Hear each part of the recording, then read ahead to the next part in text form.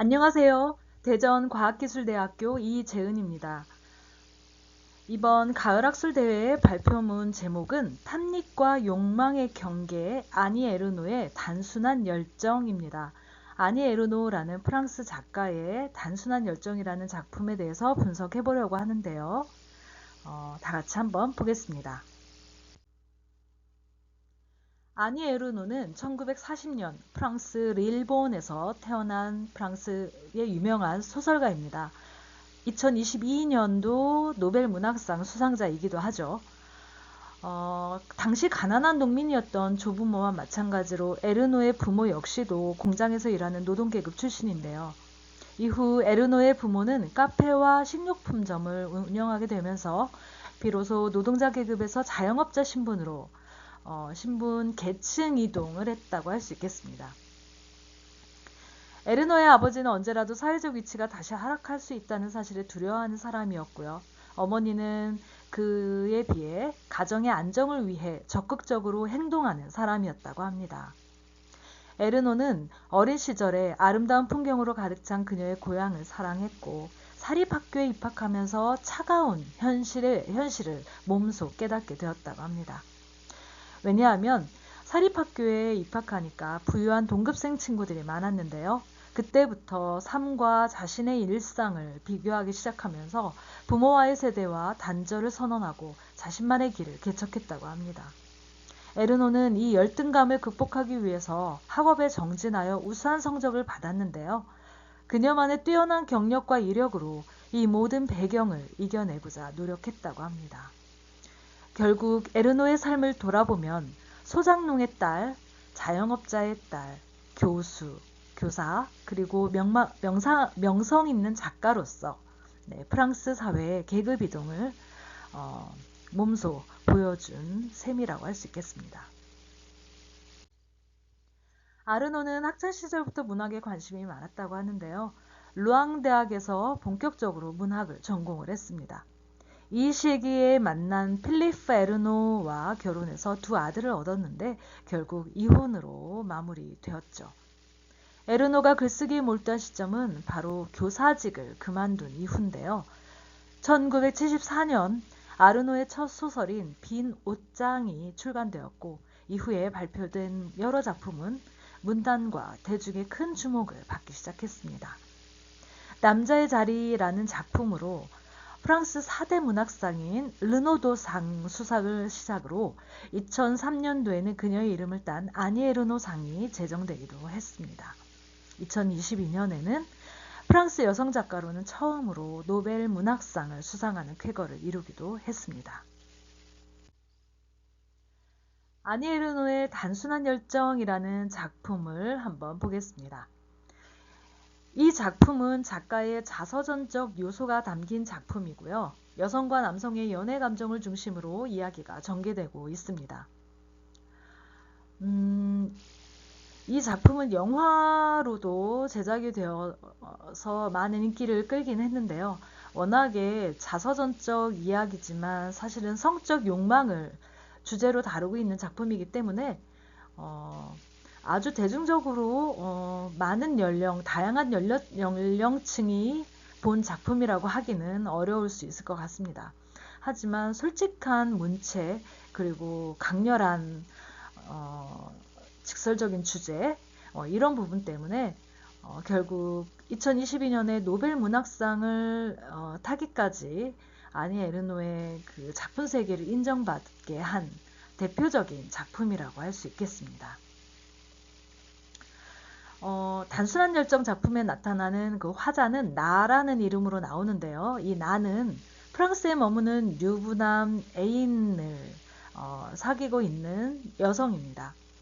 그리고 이 유부남 애인과 감정의 소용돌이에 휩싸이는데요. 하루 종일 그의 전화와 방문을 기다리면서 그녀의 삶은 애인을 중심으로 돌아갑니다. 이 나라는 화자 주인공은 애인과의 관계에서 겪는 사랑, 욕망, 그리고 헤어짐, 불안 등과 같은 다양한 감정들을 매우 솔직하게 털어놓고 있는데요. 애인이 자신의 나라로 돌아가면서 두 사람의 관계는 끝이 납니다. 결국 주인공은 자신의 감정을 추스리면서 그와 관련된 것을 정리해 나가기 시작한다는 작품 내용을 가지고 있습니다. 이번에는 작품 분석을 한번 해보도록 하겠습니다. 작품은 몇 가지 소제목으로 나누어서 분석을 해보려고 하는데요. 그 첫 번째 분석 틀은 바로 포르노그래피 담론이라는 것입니다. 포르노그래피 담론은 포르노그래피와 관련된 다양한 사회, 문화, 문학적 논의를 다루는 것을 의미하는데요. 포르노그래피라는 개념을 먼저 알아야 이 담론을 이해할 수 있겠죠? 포르노그래피의 포르니는 매춘부라는 뜻의 포르니, 그리고 쓰기라는 뜻의 그라포라는 그리스어에서 유래한 단어라고 합니다. 즉, 당시에 매춘부의 생활을 묘사한 예술 또는 문학 작품이라는 의미인데요. 이후에 이 단어는 대상이나 행위 등 모든 성적인 것, 그리고 사회 문화적으로 자극적인 것을 가리키는 의미로 사용하게 되었습니다. 이후 포르노그래피 담론은 성과 관련된 모든 예술 활동을 비평하거나 해석하거나 사회 문화 정치적으로 자극적인 이슈들을 지칭하는 단어로까지 확장되어 사용되고 있는 상황입니다. 그럼 문학작품과 외설성을 한번 살짝 보겠습니다. 이 obscenity라는 외설은 한국어 의미로는 음란이라는 의미를 갖고 있는데요. 일반적으로 공중도덕에 어긋나는 성적인 말과 행동을 의미합니다. 포르노그래피가 사회문화적으로 과도하게 자극적인 현상을 가리키는 단어로 그 의미가 확장된 것에 반해 외설은 그 자체로 성적인 것을 의미하고 있다고 할 수 있겠습니다. 사실 문학작품과 외설성의 관계는 오래전부터 논쟁의 중심이 되어 왔는데요. 창작의 자율성과 사회적 규제, 도덕적 기준 사이의 균형을 어떻게 조율할지 고민이 되는 지점에 있기 때문입니다. 만약 문학작품의 성적 내용이나 묘사가 지나치게 노골적이라면 작품에 대한 사회적, 법적, 윤리적 반응 등, 즉 외설성 시비 논란이 일어나게 됩니다. 노골적인 성적 표현은 그 자체로 외설성으로 간주되지만 그 외설성이 창작품의 메시지를 풍자적이고 반어적으로 표현하고 있다면 작품으로 인정받을 수 있기 때문입니다. 물론 작가들은 문학에서 사용하는 성적 내용과 묘사를 예술적 표현의 일부로 간주하죠. 그리고 이러한 성적 내용을 규제하는 것은 창작의 자유를 침해하고 검열로 이어질 수 있다고 지적하고 있습니다.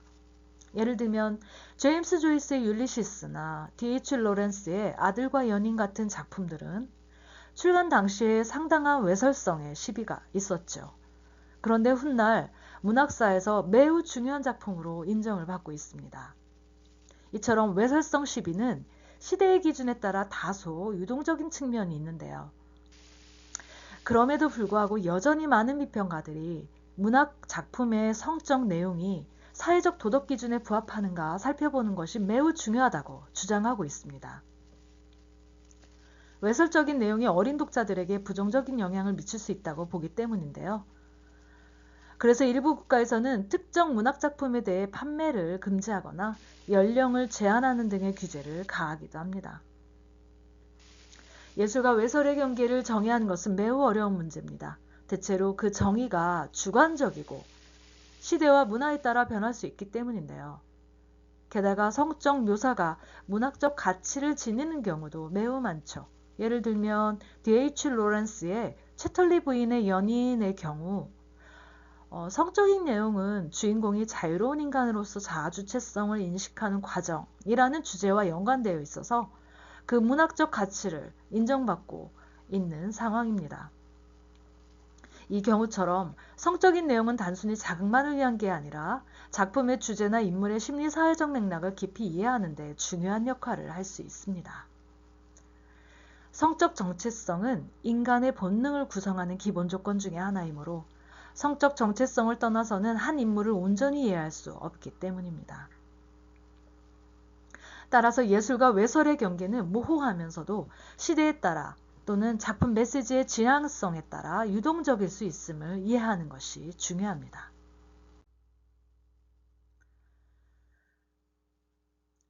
성적 욕망을 가장한 심리소설로서의 단순한 열정. 이 작품은 48세의 프랑스 여성 화자가 젊고 매력적인 외국인 남성과 격렬한 사랑에 빠지는 과정을 담은 자전적 소설인데요. 이 소설은 성적 욕망이 인간의 삶과 정체성, 감정에 어떤 영향을 미치는지를 탐구하고 있는 심리소설이라고 하겠습니다. 이야기는 화자가 남성을 처음 만나면서 시작되어 그와의 만남에 대한 열정과 집착, 그리고 그가 떠난 후의 상실과 공허함을 기록한 일기 형식으로 전개되는데요. 소설의 중심 테마는 성적 욕망입니다. 화자는 연인에 대해 강렬한 성적 욕망에 사로잡히며 그의 존재가 삶의 중심이 됩니다. 그녀는 연인과의 만남을 기다리며 하루하루를 보내고 그의 전화나 방문에 모든 감정이 좌우됩니다.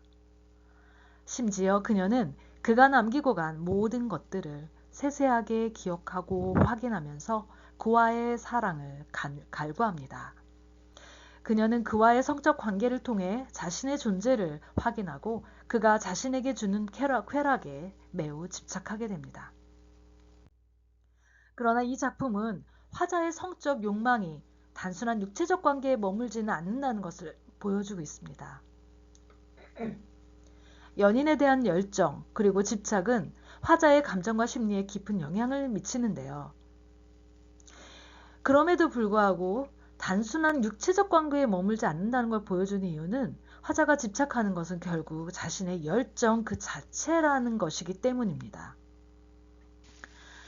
남성을 사랑하지만 남성의 육체 관계에 집착한다기보다는 사실은 그 남성을 사랑하고 있는 자신의 열정을 사랑하고 있다는 의미라고 할 수 있겠는데요. 화자는 남성에게 끌리는 자신을 인정하고 그의 존재를 통해 자신의 삶을 찾으려는 자신의 태도를 객관화하고 심리와 감정 상태를 언어로 기록하죠. 이러한 화자의 태도는 성적 욕망을 통해 자신의 정체성을 탐구하는 것으로 이해가 가능합니다. 화자의 이러한 태도는 성적 욕망이 단순히 외부로만 향하는 것이 아니라 내면의 자기 탐구와 연결되어 있음을 보여주고 있습니다. 이 작품은 사랑과 상실의 감정을 깊이 있게 다루는 것으로 호평을 받았는데요. 화자는 남성과의 관계에서 격렬한 사랑을 경험하지만 동시에 그의 부재로 인한 상실감과 공허함을 느끼는데 이는 사랑과 욕망이 기쁨과 고통을 동시에 포함하고 있음을 짐작케 하고 있습니다. 화자는 그의 흔적을 통해 여전히 그를 느끼며 그의 기억 속에서 벗어나지 못하죠. 이는 상실의 감정이 얼마나 깊이 남을 수 있는지를 보여주고 있습니다.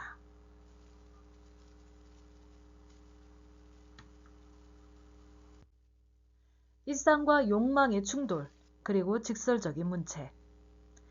이 작품에서 드러나는 화자의 일상생활과 성적 욕망의 충돌 역시 매우 중요한 주제라고 할 수 있는데요.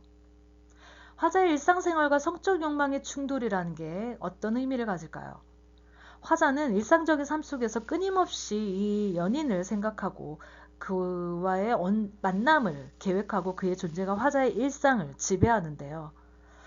심지어 그가 이미 떠났음에도 불구하고 화자는 일상을 살아가면서 그의 부재 속에서도 일상과 욕망이 계속 끊임없이 대립하고 공존한다고 할 수 있겠습니다. 사실상 화자의 삶 속에 계속 일상과 욕망이 함께 존재하고 있는데요.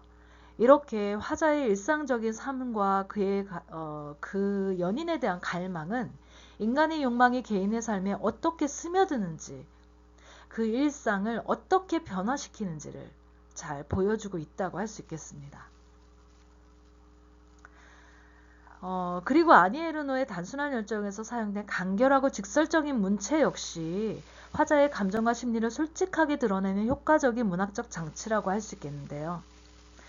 예를 들어서 나는 그의 부재로 인한 고통을 온몸으로 느꼈다. 또는 그와 함께 있는 동안 나는 살아있음을 느꼈다. 와 같은 직설적이고 사실적인 문체는 작가의 감정을 독자들이 그대로 느낄 수 있게 하는 특징이 있습니다. 그리고 이 작품은 특히 서술 방식이 일기 형식으로 전개되는데요. 마치 이 화자가 연인을 만나고 나와서 그날 저녁에 일기를 쓰는 것 같은 어떤 서술 기법을 사용하고 있어요. 이렇게 일기라는 사적 글쓰기의 서술 기법은 독자로 하여금 화자의 내면을 더 깊이 들여다볼 수 있게 한다는 특징이 있는데요. 이렇게 간결하고 직설적인 문체, 그리고 서술 기법, 일기라는 형식의 서술 기법, 그리고 화자의 일상적인 삶과 욕망이 동시에 공존하고 있다는 것, 이런 몇 가지 특징이 화자의 감정에 대해 생생하게 드러내주고 독자가 그 감정을 직접 체험할 수 있게 만드는 효과가 있다는 것을 우리가 알 수 있겠습니다. 마지막 소제목은 성적 욕망이라는 레토릭입니다. 레토릭은 우리가 문학적 수사라는 말을 쓸 때 사용하는 말인데요. 말하자면 성적 욕망이라는 문학적 수사가 이 작품에서 어떤 의미가 있는가, 어떻게 보면 가장 중요한 키워드이면서 주제면서 글쓰기 소재라고 할 수 있는데요. 이러한 이 단순한 열정에 나타난 문학적 수사로서의 성적 욕망에 대해서 간단하게 설명을 하고 마치는 것으로 하겠습니다. 단순한 열정은 성적 욕망을 중심으로 인간의 심리와 정체성을 탐구하는 뛰어난 심리 소설입니다. 에르노는 이 작품에 대한 평단의 호평을 토대로 다양한 실험적인 작품들을 발표하며 2022년 노벨 문학상을 받았습니다. 이 작품은 쾌락적 욕망의 도구로서만 성을 소재로 사용한 게 아닙니다. 오히려 한 여성이 자신의 성적 욕망을 솔직하고 거침없이 토로하면서 사랑이라는 감정을 대하는 심리적 변화를 매우 세밀하게 설명하고 있습니다. 그래서 이 작품은 성적 욕망을 묘사함으로써 인간의 내면과 정체성을 탐구하고 있다고 할 수 있겠습니다. 하지만 이를 다른 말로 표현하면 오히려 이 작품은 사랑과 행복, 고통과 상실, 쾌락과 공허함을 설명하는 소설이라고도 할 수 있습니다. 즉, 화자의 내면과 정체성을 탐구한다는 것은 곧 화자의 세밀한 감정들을 의미하고 있기 때문입니다.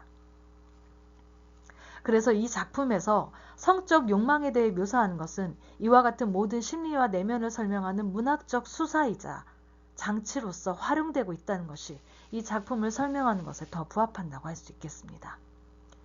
달리 말하면 이 작품은 쉽게 화자의 내면과 정체성을 탐구한다라고 쉽게 말할 수 없는 이유가 내면과 정체성이라는 건 결국 화자의 세밀한 감정을 의미하는데, 그러면 어떤 작품에서 내밀하고 세밀한 감정을 어떻게 드러낼 수 있을 것인가? 그게 바로 소설의 주제이거나 소재가 되는데요.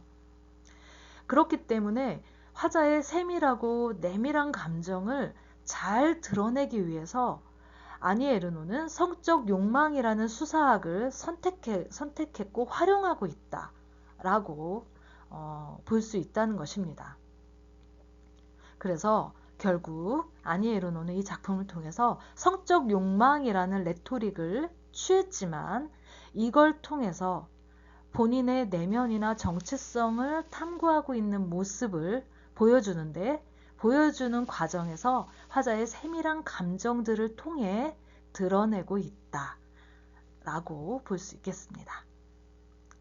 이상 아니 에르노의 단순한 열정이라는 작품에 나타난 탐닉과 욕망의 경계라는 주제로 작품 발표를 이상 마치도록 하겠습니다. 수고하셨습니다.